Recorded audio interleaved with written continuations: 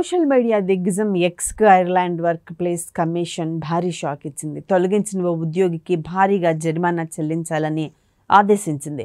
ఉద్యోగికి పరిహారంగా $6,02,640 అంటే భారతీయ కరెన్సీ ప్రకారం దాదాపు 5 కోట్లు జరిమానా విధించి దానిని ఉద్యోగికి పరిహారంగా చెల్లించాలని ఆదేశించింది. ఇంత భారీ పరిహారాన్ని చెల్లించాలని తీర్పు ఇవ్వటం ఐర్లాండ్లో ఇదే మొదటిసారి కావటం విశేషం. ప్రపంచ కుబేరుడైన ఎలాన్ మస్క్ ట్విట్టర్ కొనుగోలు చేసిన తర్వాత అందులో అనేక మార్పులు చేర్పులు చేశారు.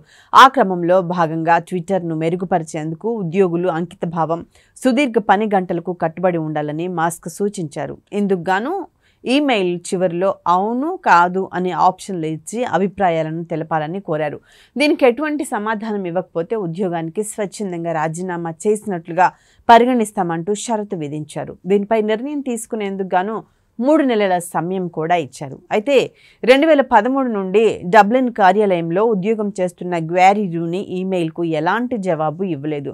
దీంతో కారణాలు తెలుపకుండానే అతన్ని స్వచ్ఛందంగా ఉద్యోగం నుండి తొలగించారు. దీంతో అతను WRBని ఆశ్రయించారు. కమిషన్ దీనిపై విచారణ జరిపి తాజాగా తీర్పును వెల్లడించింది. ఈమెయిల్లో అవును అని క్లిక్ చేయకపోవటాన్ని రాజీనామాగా పరిగణించలేమని న్యాయాధికారి మైఖేల్ మ్యాక్నామీ పేర్కొన్నారు. రూనీ ఆకస్మిక తొలగింపుతో ఆర్థికంగా, వృత్తిపరంగా ఎదుర్కొన్న ఇబ్బందులకు పరిహారంగా అతనికి 5 కోట్లు చెల్లించాలని తీర్పులో కమిషన్ పేర్కొంది.